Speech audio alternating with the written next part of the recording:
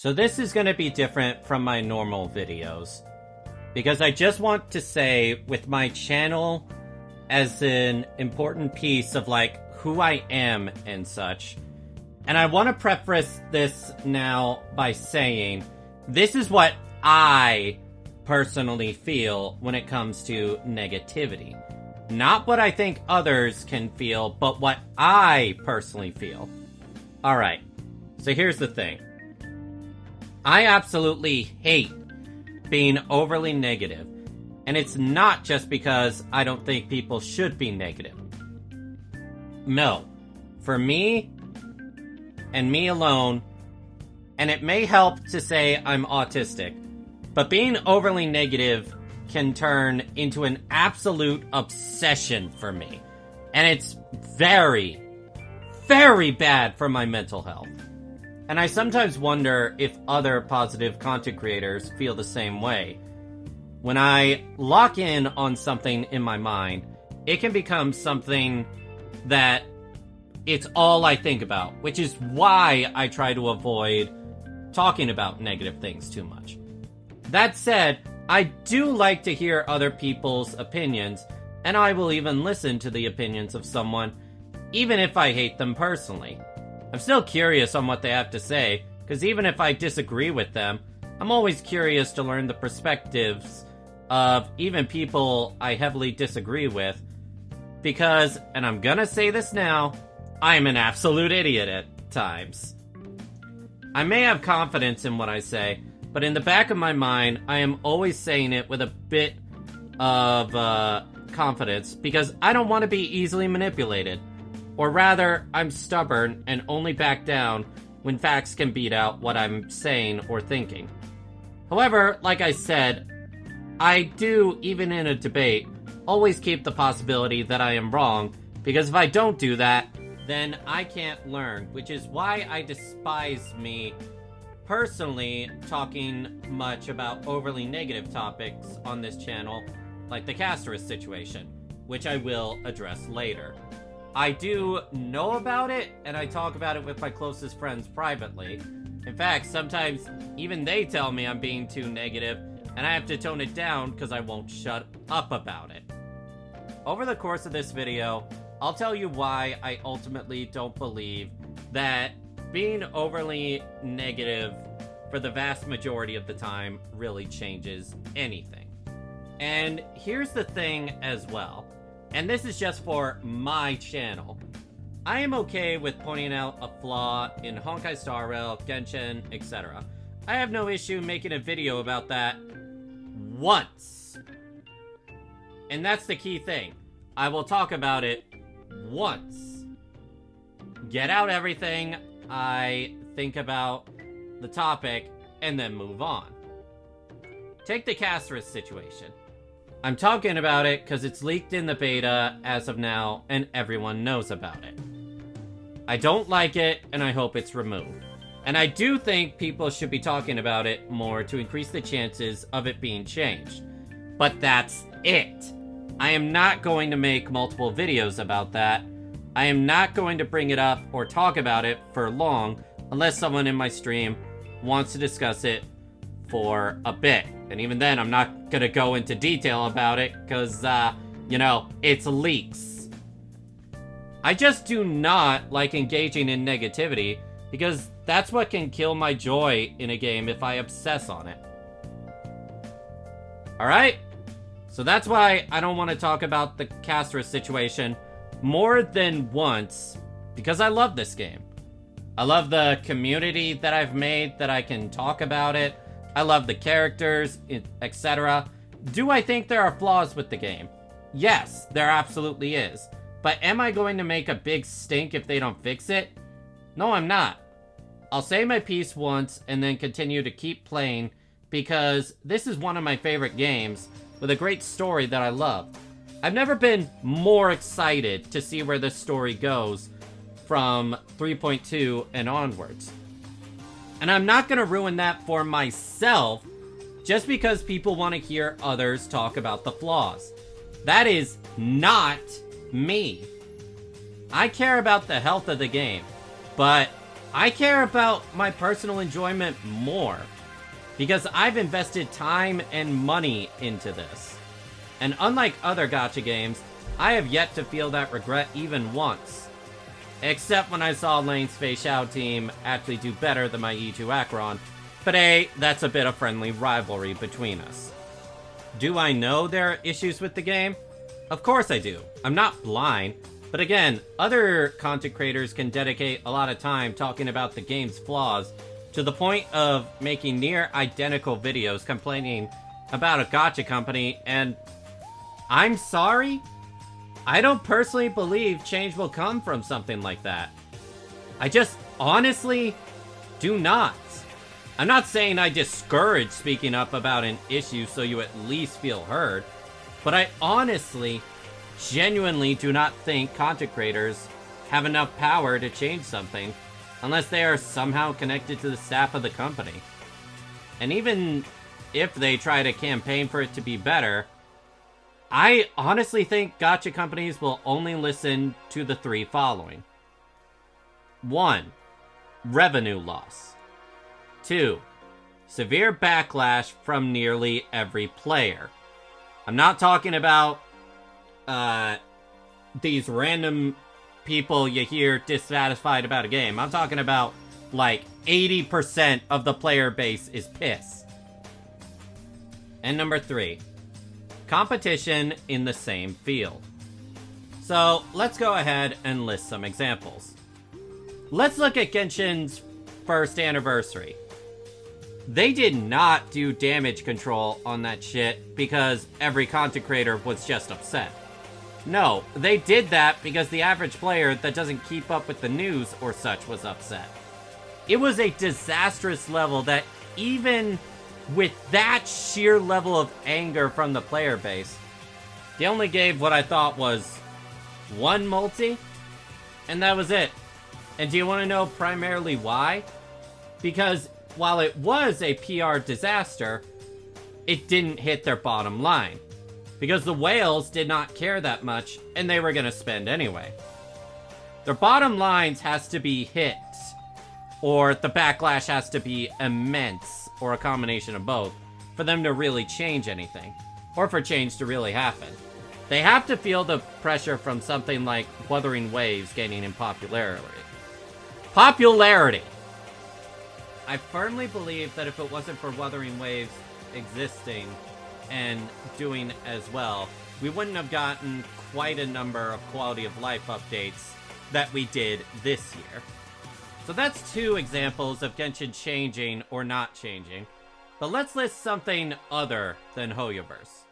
Let's take a look at Fate Grand Order and its 9th anniversary and the worst PR disaster that ever hit the company. They introduced Append Skill 4 and 5, which one of those Append skills completely had the power to change the meta of the character. This should have been a good thing, right? No! In fact, it was a horrible system that encouraged spending on servants even more than before. Because in order to use these Append skills, you needed that servant's coins, which can only be gotten through amount of bond raising them, or more importantly, multiple copies.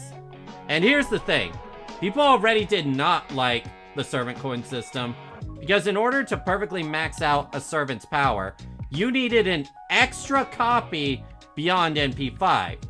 And for the record, extra copies of a servant only power up their ultimates outside of servant coins. Now, here was the major problem. Servant coins are used for unlocking Append skills and leveling a servant to beyond its natural limit of 100. Which, even doing that, costs the most scarce item in the game, Holy Grails. You needed to do both to maximize a servant's potential. NP6, level 120, all Append skills unlocked. It was the ultimate flex of your love for a character. This was all completely destroyed by this system. Because those servant coins I mentioned, Well, the players already use them on either leveling a servant to 120 or maxing out the usually pointless append skill 3.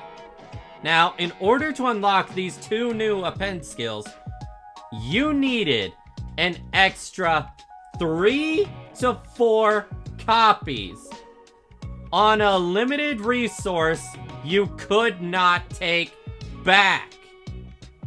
To say that players of all kind were furious is an understatement. Content creators talked about it, sure, but the message was felt by nearly every player. They felt tricked and betrayed at using their extremely valuable servant coins and could not unuse them for these new systems, and everybody felt stupid for a change they could not predict.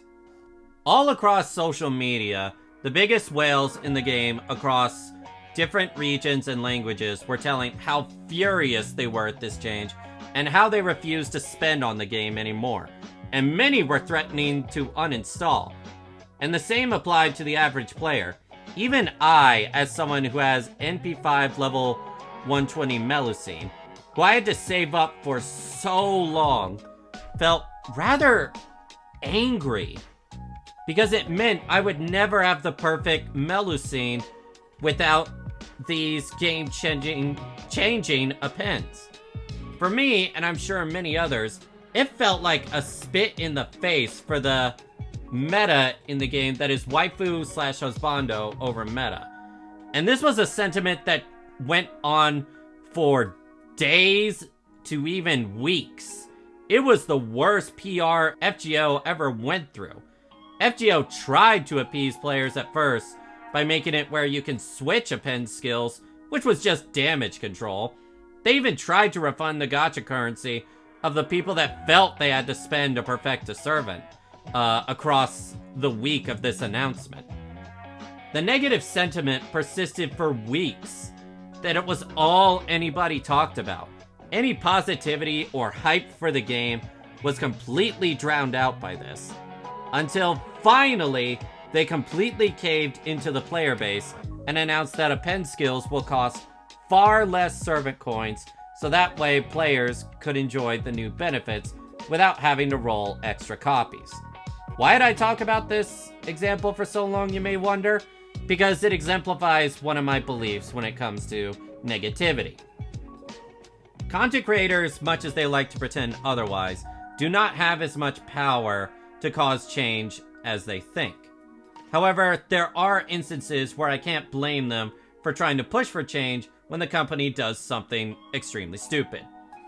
I brought this example up because it demonstrates how content creators can be barely a drop in the bucket affecting the backlash of something like this, and that it primarily comes down to the entire player base deciding, without influencers saying anything, that they are extremely pissed off.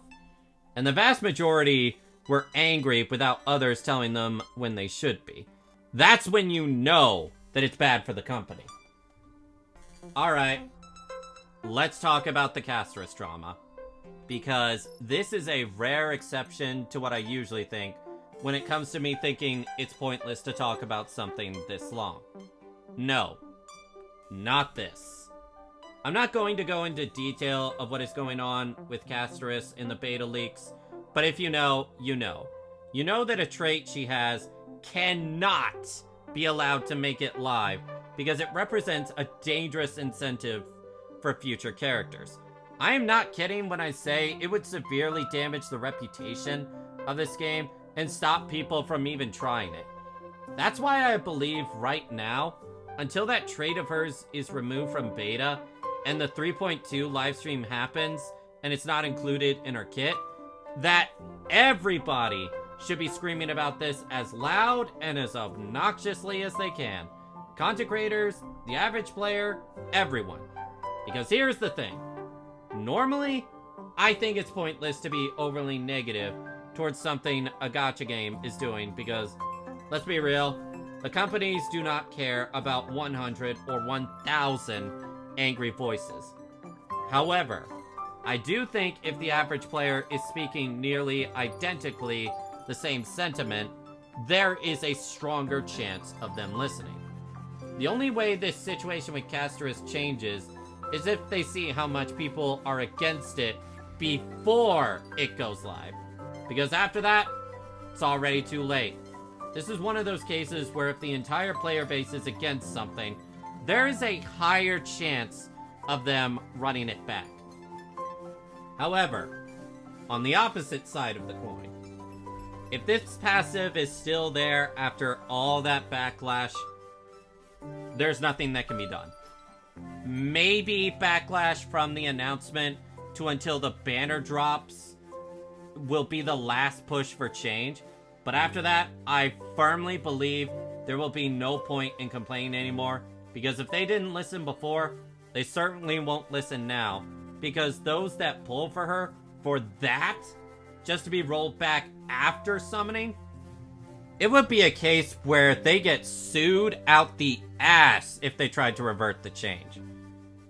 The final example I can give out of the ways companies can change is when a competitor does better.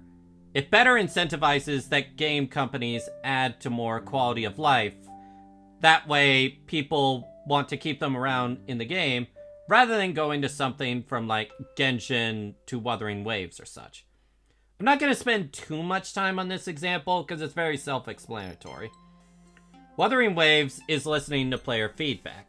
It is objectively the better game in many areas, which makes Genshin look bad from both a long-term player and a new player standpoint. Competition is always good for the industry, because it encourages those that have been the top dog for too long to finally feel some pressure and start putting more of their best foot forward. You want a perfect example of that? Just look at how crazy Sony is now compared to how they used to be. But that's a story for another day. I hope that by going into depth and explaining all these situations, I have erased any doubt of thought of, oh, this VTuber just hates negativity and is a Hoyo shill. Because I want to show you why I hate being overly negative, and the effect it can have on my enjoyment of something, and even turning into an obsession. And that I ultimately just do not believe that content creators have the power they think they do, and cannot change as much as they wish they claim they wish they could. And that's not a shot at them. I just firmly believe that companies will only listen to the following 3 examples I listed: massive player backlash, competition, and profits dropping. So that's why I don't like to be overly negative about issues going on in the games I play. Sure, I can maybe make a video or even talk about it on stream for a bit, but at the end of the day, it's not going to change anything outside of this rare instance with the Casterus situation, I hope. It's just not worth the negative effect it has on my mental state, nor do I believe it will ultimately change anything. So why not focus on the game instead? Just focus on what I enjoy about the game and the joy I get from it. Because, hey, I'm the one spending both time and my money on the game. Why should I not try to enjoy it as much as I can? Sure, I care about the health of the game, and I do think it's worth bringing up these topics once or twice when they happen. But I mean, hey, at the end of the day, I'm just trying to enjoy the game. And I can't help but wonder how similar some Hoyoverse CCs think similarly to me. That, actually, not just Hoyoverse content creators, but a lot of gacha content creators for people that play things like FGO or other gacha games where they know that there's flaws. They just want to have a good time and not drown in the negativity. Wow, that was a lot more than I originally wanted to say. But as I am typing this script, I just have more and more to say. Hey, thanks for listening. Shout out to my editor for helping me make this video in the first place. Hey, if you made it this far, maybe consider giving me a subscription. And if you want to go further in helping me, you can consider being a member of my YouTube or even joining my Ko-fi. And if you want to enjoy talking to me and my community, consider joining my Discord. You can also follow me on Blue Sky and Twitter, but warning that I can be rather spicy with what I post on there. Ecchi content about.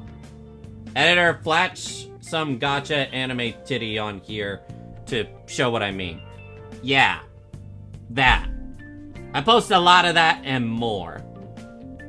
Well, thanks so much for getting to the end of this long ramble and listening to me.